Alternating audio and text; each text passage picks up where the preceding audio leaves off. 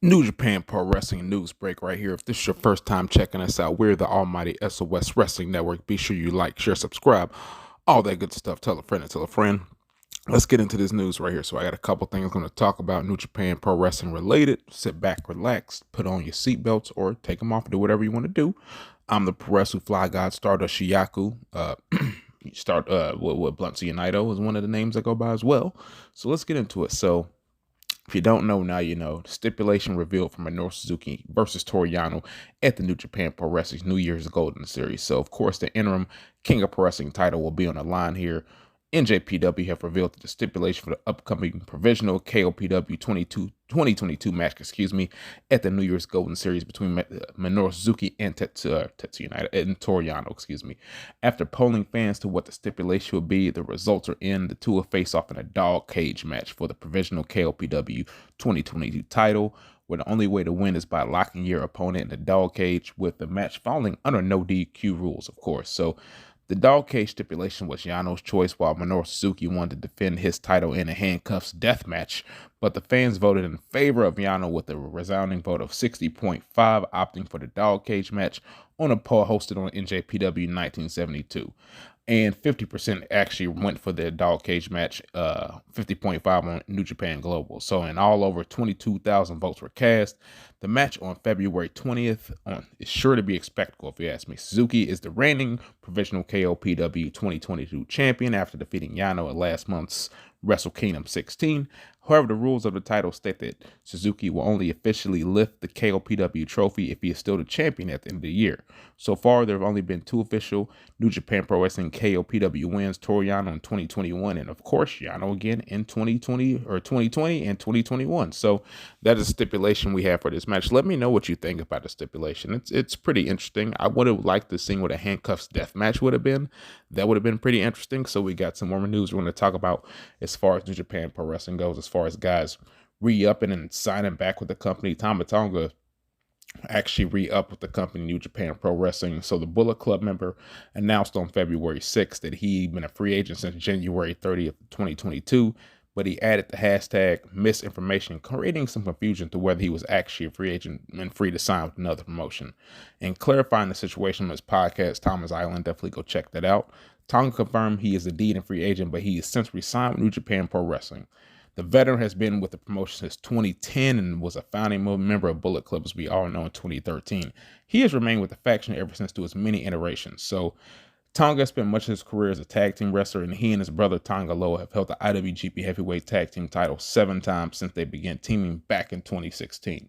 They also achieved tag team success in the Ring of Honor, holding the promotion's tag team belts for 105 days in 2019. So Tama Tonga is also a 4-time never openweight 6-man tag team champion. So I'm glad Tama Tonga re-upped and he signed, with New Japan Pro Wrestling. And another bit of news as far as New Japan Pro Wrestling goes, it's not really people signing, is pretty much somebody calling somebody out. So Will Ospreay looks like he's calling out AEW's Jon Moxley, and he did that at a Ref Pro show. So maybe we got it on the line. Will Ospreay and Jon Moxley, they've never squared off inside a pro wrestling ring, but the former IWGP World Heavyweight Champion called out AEW star doing Sunday, I think it was Sunday, it was a couple weeks ago. It was on a Ref Pro show at London 58 event, I think it was. Ospreay called out the former AEW World Champion ahead of the main event featuring 9 Empire's Aussie Open. Following Mark Davis and Kyle Fletcher's win, Gabriel Kidd made his way to the ring to challenge the Commonwealth Kingpin to a Ref Pro undisputed British Heavyweight Championship match. If Ospreay versus Moxley will actually take place, that remains to be seen. It could take place in New Japan Strong's upcoming Windy City Riot that's going to be in Chicago in April, with Moxley already having been confirmed to be at that show. A match in AEW between Ospreay and Moxley appears to be less likely, though, as the United Empire leader said earlier this year he had no plans to step through the quote-unquote forbidden door until he main events another Tokyo Dome show. So we'll see what transpires and what takes place with that. And, rounding it out right here, we got another guy re-upping here with, it looks like not even re-upping. We got somebody else another contract situation. Looks like Juice Robinson, the free agent after his New Japan contract expires. So According to, I think it was a Fightful Select, Juice Robinson's New Japan Pro Wrestling deal expired on Monday, January 31st, so there is no word if he plans to resign with the promotion or sign with another company. As we all know, Juice has been under contract for New Japan Pro Wrestling since 2015. He achieved both success as a singles and a tag wrestler, having twice held the IWGP United States Heavyweight Championship and enjoyed one reign as the IWGP Heavyweight Tag Team Champion with Dave Finlay as the Team FinJuice.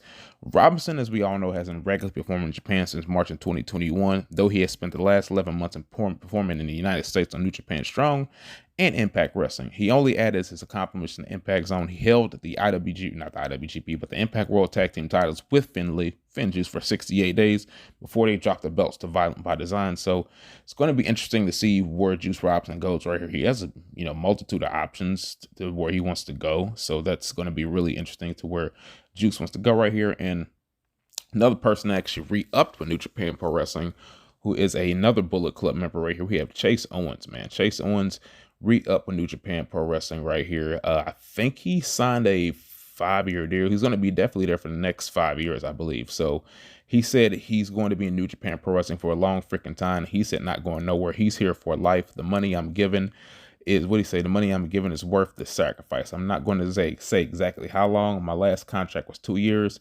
It was way longer, 2 years. I'm 31 now. I'm going to be damn near 40 when my contract comes up. So it says that, like I said, it was 5 years. He also received a significant raise. The new deal will feature an annual price raise too. So shout out for Chase Owens for that.